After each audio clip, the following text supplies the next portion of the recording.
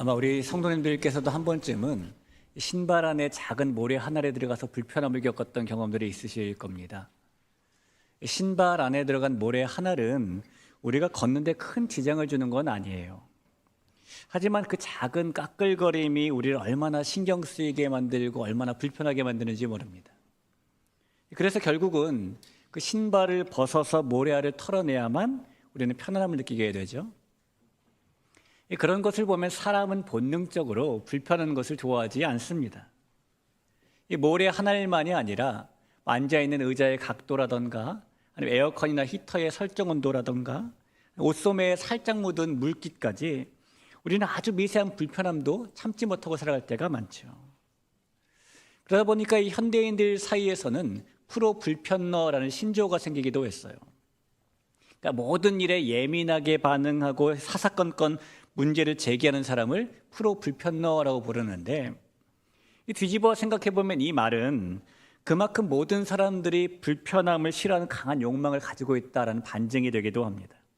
그러니까 모든 사람들이 자기 눈에 거슬려 보이는 것, 자기 귀에 거슬려 들리는 것, 또 자기 가치관을 흔드는 주장들을 싫어한다는 겁니다.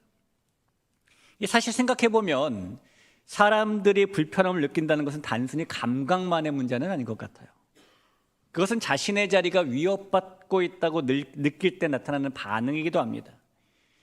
익숙하게 서 있던 자리인데, 당연하게 누리던 영향력인데, 그리고 통제하고 있었던 그런 질서인데, 그것들이 조금이라도 흔들리기 시작하면 그 순간부터 사람은 불편함을 느끼는 것이죠. 그래서 어떤 사람은 새로운 생각이 등장하는 것을 불편해하고, 어떤 사람은 이해하지 못하는 변화 앞에서 불편해하고, 어떤 사람은 자신보다 다른 누군가가 주목받을 때 불편하기도 하죠.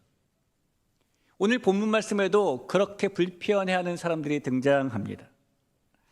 오늘 이 말씀은 사도행전 3장의 미문화 사람에게 일어났던 변화 이야기에 이어서 한 사람의 인생이 일어나게 된 것을 불편하게 반응했던 사람들에 대한 이야기예요. 이 불편함 속에 파묻혔던 이 사람들은 도대체 누구이고 그들은 무엇을 불편하게 여겼던 것일까? 이 사람들은 누군가의 회복을 기뻐하지 못했고요, 한 사람의 인생이 새로워진 것을 박수치기보다는 그 앞에서 얼굴을 굳혔던 사람들이었습니다. 오늘 우리가 그들의 반응을 보면서 이 세상이 무엇을 불편하게 생각하고 있는지, 그 불편함이 어디에서 비롯된 것인지를 좀 살펴보려고 합니다. 이 예배 시간에 하나님께서 이 자리에 앉아있는 우리 모두에게 하나님의 말씀을 들을 수 있는 기회와 그 말씀을 새길 수 있는 마음을 주실 수 있기를 주님의 이름으로 간절히 축원합니다. 우리가 지난 주일 이 시간에 살펴보았던 것처럼 이 성전 미문 앞에서 40여 년 동안 걷지 못하며 구걸하던 사람이 은보다 금보다 더 가치 있는 더 귀한 예수님의 이름을 받고 일어나 걷게 되었습니다. 여러분, 이 일은 이 당사자인 미문 앞 사람에게도 큰 놀라움을 주는 일이었지만 동시에 그 일을 직접적, 간접적으로 목격한 사람들에게도 큰 충격을 주는 일이었지요. 왜냐하면 나면서부터 걷지 못해서 40년 동안 한 번도 걸어보지 못한 사람, 심지어 일어서 보지 못했던 사람이 일어나 뛰고 걷고 그랬기 때문입니다. 그것이 상식으로 이해되지 않는 일이니까요. 자, 그런데 이 일 후에 그런 그들에게 이 기적의 사건만큼이나 더 놀라운 일이 두 가지가 더 일어나게 됩니다. 우리가 그 두 가지가 무엇인지 좀 살펴볼 텐데, 먼저 이 사람들이 이 놀라운 기적 이후에 만났던 또 놀라운 일은 무엇이었냐면, 이 기적의 역사 앞에서 그 기적에 관여했던 베드로와 요한이 자신들을 드러내지 않고 감추었다라는 점에서 좀 놀랐어요. 다리가 회복이 되고 자리에서 튀어오르게 되자 미문 앞 이 사람은 베드로와 요한을 붙들게 됩니다. 사도행전 3장 11절이에요. 나은 사람이 베드로와 요한을 붙잡으니 모든 백성이 크게 놀라며 달려나아가 솔로몬의 행각이라고 불리우는 행각에 모이거늘. 이 붙잡다라는 말은 꼭 붙들었다는 뜻입니다. 왜 이 사람이 베드로와 요한을 꼭 붙들었을까요? 자신을 일으켜 세운 두 사람, 더 정확하게 말하면 자신에게 예수님의 이름을 전해준 두 사람을 놓치고 싶지 않으니까 꼭 붙잡았겠죠. 우리는 이 장면을 마치 드라마를 보는 것처럼 머릿속으로 상상해 볼 수 있습니다. 베드로가 미문 앞에 가서 나사렛 예수 그리스도의 이름으로 일어나 걸으라 라고 말하면서 그 사람의 손을 잡아서 일으키자 그 순간 그는 마치 용수철이 튀는 것처럼 벌떡 튀어올랐어요. 그리고 자기 발로 걸어서 미문을 지나 성전에 뛰어들어갔고 하나님을 찬송했습니다. 여러분, 이때 이 사람이 하나님을 어떻게 찬송했을까요? 찬송은 충분히 고요하고 잔잔하고 읊조림이 할 수 있는 것인데, 이 사람은 지금 태어나서 처음으로 걷게 된 기적을 경험한 사람입니다. 자, 그렇다면 그런 상황을 감안해 본다면 그는 분명히 찬송할 때에 있는 힘껏, 자신의 목청껏 하나님을 찬송했을 거예요. 그리고 도무지 어떻게 할 수 없는 감격에 빠지는 순간을 만났겠죠. 자, 그렇게 되자 아마도 이 성전 안에서 기도하고 있던 사람들은 어디선가 들리는 큰 찬송 소리에 주변을 두리번 하다가 그 사람을 쳐다봤을 겁니다. 그러면서 그 사람이 다름 아닌 미문 앞에서 구걸하던 장애인이었다라는 사실을 알아보고 크게 놀라게 되는 겁니다. 자, 그리고 얼마나 시간이 지났을까? 그 순간 그 사람은 성전 안에 모인 사람들이 다 자기를 보고 있다는 것을 알게 되었어요. 그리고 그 순간 베드로와 요한을 꼭 붙잡은 겁니다. 자, 여러분, 그러면 이런 그림이라면 이제 성전 안에 있던 사람들의 시선은 누구에게 쏠리게 될까요? 이 미문 앞에 있던 사람이 꽉 붙들은 베드로와 요한에게 쏠리게 되겠죠. 그래서 성전 안에 있던 수많은 사람들이 저 사람들이 대체 누구길래? 라는 놀람과 의구심 가득한 마음으로 솔로몬 행각에 모여들었다는 겁니다. 그리고 사람들의 뜨거운 시선 속에서 베드로가 입을 열었어요. 사도행전 3장 12절이죠. 이렇게 말합니다. 베드로가 이것을 보고 백성에게 말하되 이스라엘 사람들아, 이 일을 왜 놀랍게 여기느냐? 우리 개인의 권능과 경건으로 이 사람을 걷게 한 것처럼 왜 우리를 주목하느냐? 우리가 한 게 아닌데 왜 우리를 주목하느냐? 라고 말했다는 거예요. 여러분, 이 말은 이 행각에 모인 사람들의 기대를 철저하게 뒤엎는 그런 말이었어요. 왜냐하면 이 베드로의 말은 사람들이 자신들을 기적의 사람으로 보는 것을 거부한 말이기 때문입니다. 여러분, 사람에게는 누구나 다 내가 이만큼 대단한 사람이다, 혹은 이 일을 내가 해냈다라고 말하면서 인정받고 싶어하는 뿌리 깊은 본성이 있어요. 이 본성을 소위 자기 증명의 욕구라고 부를 수 있는데, 이 자기 증명의 욕구는 사람이 가지는 동기 중에 가장 강력한 것 중에 하나입니다. 우리는 이 땅에서 많은 관계를 맺고 살아가는데요, 이 관계 속에서 만나고 싶은 사람도 있지만 만나고 싶지 않은, 피하고 싶은 사람도 있겠죠. 자, 그런데 특별히 직장인들 같은 경우에는 직장에서 하루에 대부분의 시간을 보냈는데 같이 만난 직장 동료들을 본인이 선택해서 만난 것이 아니라 주어진 관계로 만나게 됩니다. 자, 그러다 보니까 피할 수 없는 관계들을 만나게 되는데, 이 직장인들이 이런 사람만큼 내가 꼭 피하고 싶다, 만나고 싶지 않다라고 생각하는 유형의 직장 동료들이 있대요. 어떤 사람들이냐면은 꼼꼼하지만은 업무 속도가 너무 느린 동료 피하고 싶답니다. 말이 너무 많은 동료도 피하고 싶답니다. 감정 기복이 심한 동료, 눈치가 없는 동료도 피하고 싶대요. 근데 그 중에서 가장 만나기 싫고 가장 피하고 싶은 직장 동료 1위가 뭐였냐면은 다른 사람의 노력과 성과에 은근슬쩍 숟가락 얹는 동료였어요. 팀 프로젝트를 막 하면 별로 관여 안 하다가 마지막에 이름만 올리는 사람이 있잖아요. 이런 것이죠. 그러니까 사람에게는 자기 증명의 욕구라는 것이 있기 때문에 이렇게 숟가락 얹는 사람들이 나온다는 겁니다. 그런데 여러분, 이 사람들이 세상에서 가장 피하고 싶어하는 사람이 이렇게 남의 공을 가로채는 사람이면 반대로 그 공을 다른 사람에게 돌리는 사람을 우리는 어떻게 봐야 될까요? 이 사람은 다 그렇잖아요. 보통은 좋은 일이면 자기가 하지 않은 일도 자기가 한 일처럼 꾸미고 싶어 합니다. 근데 오늘 베드로는 그와 정반대의 길을 보여줘요. 이 사람들이 보기에 미문 앞 사람이 일어난 이 기적은 베드로가 일으킨 것처럼 보였어요. 왜냐하면 베드로가 그 사람의 손을 잡았고, 베드로가 그에게 말했고, 베드로가 그의 손을 잡아 일으켰으니까요. 그러면서 나면서 못 걷던 사람이 걸었으니까요. 그래서 사람들이 솔로몬 행각에 모여서 이 베드로와 요한을 일종의 슈퍼히어로로 보면서 그를 주목한 겁니다. 근데 베드로가 뭐라고 말했다고요? 왜 우리를 주목하느냐? 우리가 하는 게 아니다 라고 말했다는 거죠. 여러분, 이 말을 들은 군중들은 자신들에게 익숙하고 편안한 그 본성이 불편해지는, 깨트려지는 느낌을 받았을 겁니다. 보통 40년 동안 못 걷던 사람을 일으킨 직후에 수많은 사람들의 시선이 자신에게 쏠린다면 그 짜릿한 주인공의 기분을 누리고 싶어하는 게 사람의 마음이잖아요. 그런데 베드로는 그 인정욕구라는 자신의 본성을 단칸에 잘라냈죠. 박수갈채가 막 쏟아지는 무대 위에서 스스로 조명을 꺼버리는 겁니다.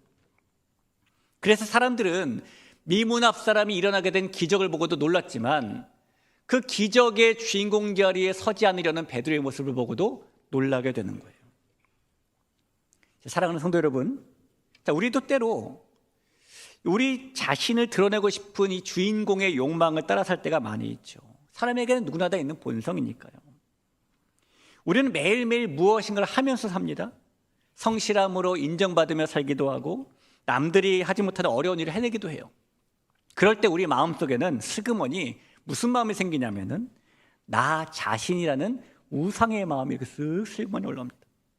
야, 이건 내가 열심히 노력하고 고생해서 얻은 결과야. 이건 내 실력이 좋아서 가능했던 일이야. 하지만 여러분, 그 순간에 자신이 손을 내밀어 일어난 그 엄청난 기적 앞에서도 우리가 한 일이 아니라 왜 나를 주목하느냐라고 물었던 베드로의 이 거절이 우리가 삶 속에서 가져야 될 거룩한 거절입니다. 오늘 베드로의 모습처럼 자신을 향한 수천 명의 박수 소리를 거절하고 그 박수를 하늘로 올려보내는 것이 변화받은 영광의 세대의 모습이기 때문이에요. 우리 귀한 성도 여러분, 세상은 자신의 공로를 남이 가져갈까 봐 불편해하지만 하나님의 사람은 하나님의 영광을 내가 가로챌까 봐 불편해하는 사람이에요. 이 사실을 믿으면서 우리가 드러나야 할 자리에 주님이 드러나실 수 있도록 우리 자신을 지우는 것, 그래서 나는 아무것도 아닙니다 라는 거룩한 거절을 하며 살아갈 수 있는 우리가 될 수 있기를 주님의 이름으로 간절히 부탁을 드립니다. 자, 이렇게 미문 앞 사람이 일어나게 된 기적을 보고도 놀랐고 베드로가 자신을 감추는 모습을 보고도 놀랐던 사람들은 또 한 번 놀라게 되는데, 이번에 그들이 놀라게 된 것은 베드로와 요한이 자신들이 이 일을 일으킨 것은 예수님의 이름 때문이다라고 말했기 때문이었어요. 베드로가 자신들을 향한 주목과 찬사를 예수님께 돌려버리게 되는데 10절에 이렇게 써 있죠.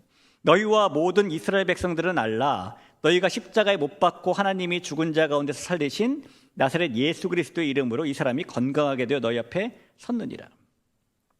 예수님의 이름으로 이렇게 되었다라는 것이 오늘 여기에 앉아서 이 말씀을 듣고 있는 우리가 듣는 느낌과 2000년 전에 성전 솔로몬의 행각에서 듣고 있던 유대인들의 심정과 같을 수가 없어요. 왜냐하면 그 사람들의 문화 속에는 당시 로마 제국 사회가 가지고 있던 후견인이라는 독특한 문화가 자리 잡고 있기 때문이에요. 후견인이라는 제도가 2000년 전에 그 땅에 있었는데요. 이 제도는 뭐냐면 상대적으로 힘이 연약하거나 배경이 없는 사람들이 당대의 유력한 가문이나 권세 있는 인물을 자신의 뒷 배경으로 삼았던 일을 말하는 겁니다. 이런 것이 비일비재하게 암암리가 아니라 비일비재하고 법적으로 당당하게 일어났어요. 당시에 후견인이 있는 사람은 길거리에서 억울한 일을 당하거나 감당할 수 없는 위기에 처하면 언제나 나는 누구누구에게 누구누구라는 강력한 후견인이 있다, 나는 그분의 이름 아래 있는 사람이다 라고 말합니다. 그러면 그 이름 한마디로 모든 상황이 종료가 되는 거예요. 이 후견인 제도라는 것은 그 사람이 누구의 권세와 누구의 보호 아래 있는 걸 증명하는 법적인 장치였는데, 지금 베드로와 요한이 예수님의 이름을 자신들 앞에 내세우고 있잖아요. 우리가 쉽게 이 모습을 우리에게 익숙한 그 옛날 조선시대의 암행어사 모습으로 상상하면 돼요. 저는 왜인지는 잘 모르겠는데 항상 미디어를 통해 보는 암행어사는 행색이 초라합니다. 행색이 초라하지 않은 암행어사를 본 적이 없어요. 낡은 도포를 거치고요, 머리에 쓴 갓은 여기저기 부서져서 삐뚤어져 있고, 그러니까 화려한 가마를 타고 다니기보다는 먼지 묻은 집신을 신고 구걸하는 선비처럼 다니기도 하죠.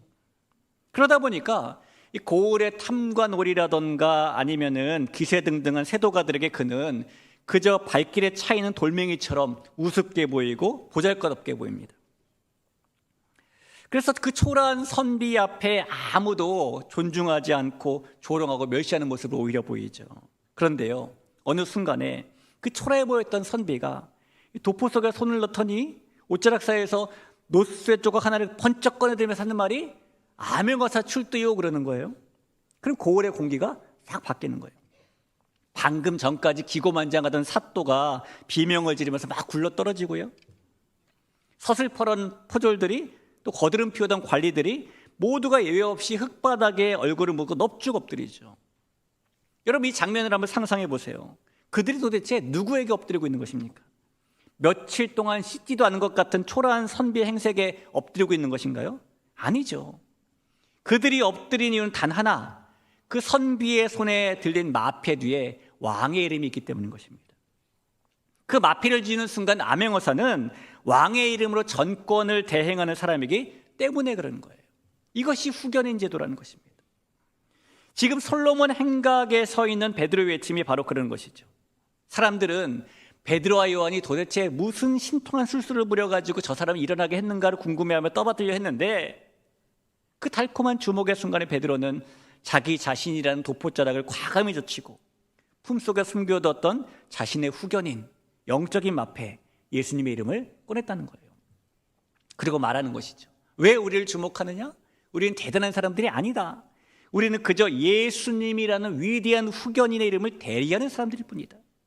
이 사람을 걷게 한 것은 우리 이름의 능력이 아니라 우리 후견인이신 예수님의 권세 때문이다. 그리고 또 이렇게 말하죠. 그 예수님이 누구인지 당신들은 잘 알 것이다. 그 예수님은 얼마 전 바로 이곳에서 당신들이 거부하고 십자가에 못 박으라고 소리치며 죽였던 분인데, 그러나 하나님께서 다시 살리신 분이시다. 그 부활하신 예수님이 이 사람을 일어서게 했다. 여러분, 이렇게 말한 베드로의 말을 보면 이 모습이 바로 이 거룩한 거절의 표본이에요. 거룩한 거절이라는 것은 나는 아무것도 아닙니다, 나는 아무것도 아닙니다 에서 끝나는 것이 아니라 나는 아무것도 아닌데 내 안에 계신 예수님이 이렇습니다 라고까지 가는 것이기 때문이죠. 베드로는 자신의 이름을 높여서 자신이 드러나게 되는 길 대신에 자신을 보호하고 기적을 가능케 하신 예수님의 이름을 앞세우잖아요. 그래서 사람들은 미문 앞 사람이 일어서게 된 기적을 보고도 놀랐지만, 또 베드로가 그 기적 앞에서 자신을 드러내지 않는 것도 놀랐지만, 그 베드로의 뒷배경에 예수 그리스도의 이름, 그것도 죽었는데 다시 살아나신 예수님의 이름이 있다는 것을 보고도 또 놀라게 되는 것입니다. 성도 여러분, 우리도 역시 마찬가지죠. 이 세상은 끊임없이 우리에게 너의 이름값을 증명하라고 다그칩니다. 그래서 우리는 가정에서나 직장에서나 사회에서나 조금이라도 이름값 하지 못하면, 인정받지 못하면 도태되는 것 같은 불편함을 가지게 돼요. 하지만 그럴 때마다 우리는 우리 이름의 한계를 인정하고 우리 영원한 후견인이신 예수님의 이름을 내세워야 하는 것입니다. 우리가 스스로의 이름을 내려놓고 예수님의 이름을 앞세울 때에, 그때 비로소 세상은 우리 뒤에 계신 위대한 하나님의 나라를 보게 되기 때문이에요. 우리 귀한 성도 여러분, 이 사실을 믿고 오직 주님의 이름을 우리의 후견인으로 두는, 우리의 뒷배경에 예수님의 부활하신 이름이 있음을 믿고 살아가며 그 이름을 높여드리는 우리 모두가 될 수 있기를 주님의 이름으로 간절히 축원하며 부탁드립니다.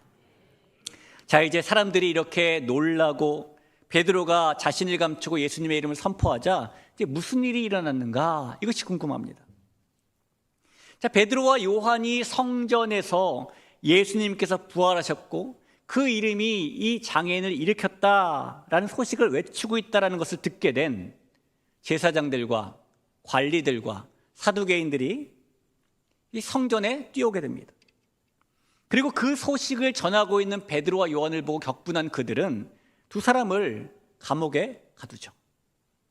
사실은 당장이라도 베드로와 요한을 요절내고 싶었는데 이미 날이 저물었기 때문에 가둔 거예요.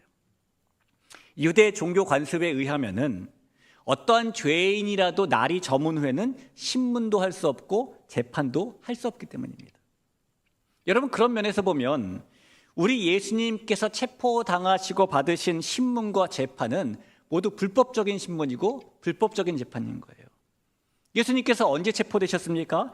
유월절 식사를 밤중에 마치시고 겟세마네 동산에 가셔서 캄캄한 한밤중에 체포되셨어요. 그리고 그 한밤중과 새벽 내내 해 뜨기 전에 안나스의 집에 끌려가서 신문 받으시고 가야바의 집에 끌려가서 신문 받으시고, 해가 지면 어떠한 죄인도 신문할 수 없다라는 규정이 있었음에도 불구하고 예수님을 죽이려는 사람들은 이 불법을 자행하면서까지 주님을 신문하고 십자가에 못 박았죠. 근데 그랬던 그들이 이번에는 해가 저무니까 요한과 베드로를 감옥에 가둔 거예요. 이런 것을 보면 이 당시의 종교 지도자들, 대제사장들이나 관리들이나 사두개인들이 얼마나 이 무소불위의 권력으로 이 모든 것을 귀에 걸면 귀걸이, 코에 걸면 코걸이, 자기 입맛에 맞게만 하며 살았는지를 우리가 엿볼 수 있습니다. 자, 그런 사람들이 이제 해가 뜨자 위세당당하게 한자리에 모이게 됩니다. 근데 성경에 보니까 그 중에는 특별히 대제사장 안나스와 가야바와 그의 문중도 있었다고 기록해놔요. 6절을 보죠. 대제사장 안나스와 가야바와 요한과 알렉산더와 및 대제사장의 문중이 다 참여했다라고 말하죠. 탈무드에 보면은 신약 시대 당시의 종교적인 재판은 사내들인 공의회라는 곳에서 이루어졌는데, 그곳에서 열린 법정은 전혀 공정한 법정이 아니었다라고 기록하고 있죠. 사내들인 공의회의 법정은 당시에 사람들에게 주먹질과 몽둥이질을 함부로 해대고요, 거짓을 말하고 판결하는 법적으로 악명이 높았다고 합니다. 그리고 그 중에 가장 악명이 높았던 가문이 어디였냐면 안나스의 가문이었어요. 그 안나스의 가문이 오늘 성경에 언급되어 있잖아요. 이 안나스의 가문이 베드로와 요한을 앞에 세워두고 서슬퍼런 기세로 묻는 겁니다. 7절입니다. 사도들을 가운데 세우고 묻되 너희가 무슨 권세와 누구의 이름으로 이 일을 행하였느냐? 여러분, 이 질문을 보면은 이 질문에는 이들의 아주 깊은 심적인 불편함이 깔려 있어요. 왜냐하면 그들은 지금 이 자신들의 질문의 답을 알고 있기 때문입니다. 무슨 권세와 누구의 이름으로 하는지를 베드로와 요한이 숨기지 않았기 때문에 알고 있는 것이죠. 그들은 성전 미문 앞에 있던 다리를 못 쓰던 사람이 일어난 사건도 들어서 알고 있고, 그 기적을 일으킨 사람들이 베드로와 요한인데 그들은 자신들이 못 박아 죽인 예수님의 제자라는 사실도 알고 있고, 베드로와 요한이 전한 메시지가 본인들이 못 박아 죽인 예수님이 부활했다는 내용이라는 사실도 다들 알고 있어요. 그리고 심지어 그 베드로와 요한의 말씀을 듣고 청중들이 적극적으로 반응을 해서 남자 5,000명을 포함한 수많은 사람들이 믿게 되었다는 사실도 알고 있습니다. 그러나 그럼에도 불구하고 이 종교 지도자들의 마음에는 예수님의 이름 그 자체를 듣는 것이 견딜 수 없을 정도로 불편한 거예요. 그들에게 예수님의 이름은 자신들이 공들여 쌓아 올린 종교적인 권위와 기득권이라는 신발 속에 들어온 가장 껄끄러운 모래 한 알이었으니까요. 이 제자들이 전하는 예수님의 이름은 자신들의 안락한 성벽에 균열을 일으키는 것이었기 때문입니다. 여러분, 이 사람들에게 예수님의 이름은 단지 종교적인 견해 차이 정도가 아니었어요. 그 이름은 자신들이 예수님을 죽인 일을 끊임없이 상기시키는 가시가 되는 거였고, 자신들의 인생 가운데 폭탄이 떨어지는 것 같은 소식이었겠죠.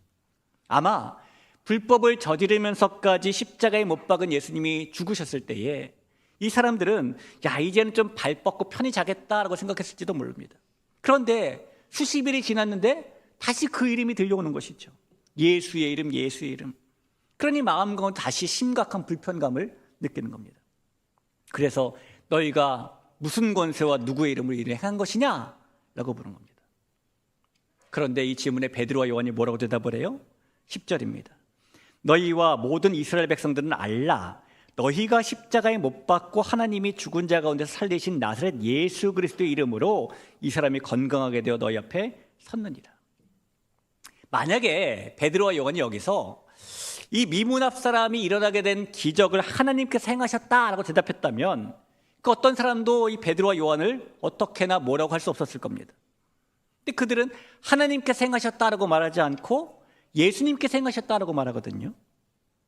여러분, 예수님께서 하나님의 아들이시고 하나님과 하나이시다라는 것을 잘 알고 있고 믿고 있는 우리가 보기에는 그 일이 하나님께서 하신 것이냐 예수님께서 하신 것이냐 큰 차이가 없어요. 많이 중요하지 않습니다. 그런데 유대인들을 비롯한 대제사장 가문 앞에서 하나님께 사셨다라고 말하는 것과 예수님께 사셨다라고 말하는 것은 천지 차이인 것이죠. 왜냐하면 그들에게 예수님께서는 하나님을 사칭한 죄인이었기 때문입니다. 그런 면에서 본다면 오늘 이 본문의 베드로와 요한은 이 세상을 향한 아주 불편한 모래 하나를 되기로 작정한 사람들 같습니다. 세상을 불편하게 하려는 사람들 같아요. 그래서 그 불편함을 참지 못한 사람들이 베드로와 요한을 위협하며 말하는 것이죠. 왜 우리를 불편하게 하느냐? 그냥 잠잠히 있어라. 우리를 그냥 이 편안한 상태로 놔두라. 그러나 베드로와 요한은 그들의 위협에도 굴하지 않고 이렇게 말하는데, 우리가 읽은 본문 뒷부분 19절 20절에 이렇게 써 있습니다. 베드로와 요한이 대답하여 이르되 하나님 앞에서 너희의 말을 듣는 것이 하나님의 말씀을 듣는 것보다 옳은가 판단하라. 우리는 보고 들은 것을 말하지 아니할 수 없다라고 말했다는 겁니다. 여러분, 이 베드로와 요한을 보면서 또 그들의 말을 들었던 이 대제사장 가문을 보면서 오늘 우리는 중요한 사실 하나를 깨닫게 됩니다. 그 중요한 사실은 우리가 베드로와 요한처럼 예수님의 이름을 붙들고 살아가면 세상은 그런 우리를 보면서 불편해하기 시작한다는 거예요. 세상은 자신들의 방식과 자신들의 가치관대로 흘러가는 편안한 질서를 원해요. 적당히 타협도 하고 적당히 이기적이기도 하고 적당히 자기 이름을 내세우며 사는 세상을 바랍니다. 그렇기 때문에 만약에 우리가 그런 세상의 한복판에서 우리 이름이 아니라 예수님의 이름을 내세우며 살려고 하고 우리의 자랑이 아니라 하나님의 영광을 말하며 살려고 하면은 세상은 그 일 자체를 불편하게 생각하는 것이죠.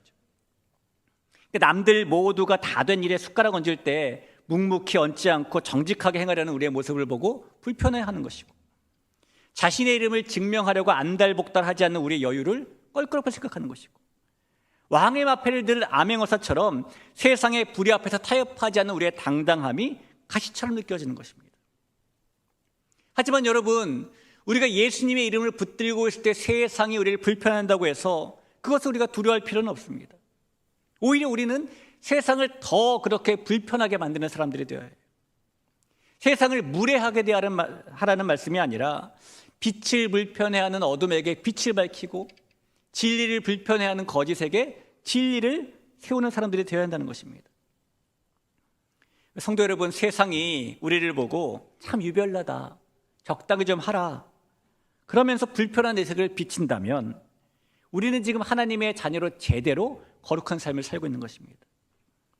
오늘 베드로와 요한의 세상을 불편하게 만드는 이 모습이 우리에게도 있기를 간절히 소원합니다.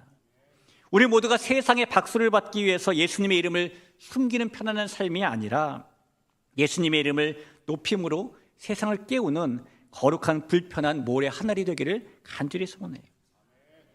우리가 세상을 그렇게 불편하게 만들 때 비로소 세상은 자신들의 신발 속에 모래 하늘이 있는 것을 깨닫게 되고 하나님께로 돌이키는 역사를 만나게 될 것입니다. 그런 모래 하늘이 여기 있는 우리 모두가 될 수 있기를 주님의 이름으로 간절히 축원합니다. 2007년에 당시에 MIT에 재학 중이었던 딜 휴스턴이라는 사람이 학생이면서 많은 사업적인 구상도 했는데요. 어느 날 이 사람은 이 버스를 타고 장거리 여행을 하려고 하다가 버스 안에서 노트북을 켜고 작업을 좀 하려고 했어요. 그런데 자신이 중요한 자료를 담은 USB를 집에 두고 왔다는 것을 깨닫게 됩니다. 너무너무 USB를 챙겨가는 게 힘들고 매번 두고 오는 것이 번잡해지고 많아지게 되었어요. 그래서 이 사람이 어떻게 생각했냐면은 왜 모든 자료를 USB에 넣고 다녀야 되지? 인터넷이 이렇게 잘 되는 세상인데, 그 생각으로 인터넷만 되면 어디서든지 파일을 올리고 받을 수 있는 사업을 시작했는데 그 사업의 이름이 우리가 알고 있는 드롭박스라는 겁니다. 그래서 많은 사람들이 사용하는 클라우드 서비스가 그렇게 세상에 나온 것인데, 이 불편함을 통해서 새로운 길이 모색된 것이죠. 여러분, 우리가 이용하는 수많은 물건들도 대부분 마찬가지로 이 불편함 속에서 나온 것이에요. 불편함은 새로운 길을 열기도 합니다. 신앙의 불편함도 마찬가지예요. 세상에 주는 불편함도 마찬가지예요. 성도 여러분, 사람들은 세상은 불편한 진실을 듣기 싫어하고요, 기분 좋은 말, 듣기 좋은 말만 원합니다.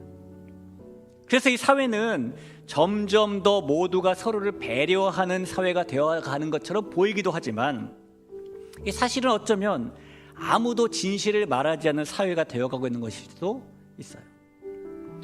그리고 그 말하지 않는 불편한 진실 중에 예수님의 이름이 있는 겁니다. 분명히 예수님의 이름은 본질적으로 이 세상을 불편하게 만듭니다. 그 이름이 세상의 죄를 드러내고 세상의 삶을 바꾸라고 요구하기 때문이죠. 그래서 그 이름은 때로 세상을 아프게 찌르기도 하고 편안한 삶 속에 들어온 모래알처럼 세상을 가만히 두지 않기도 합니다.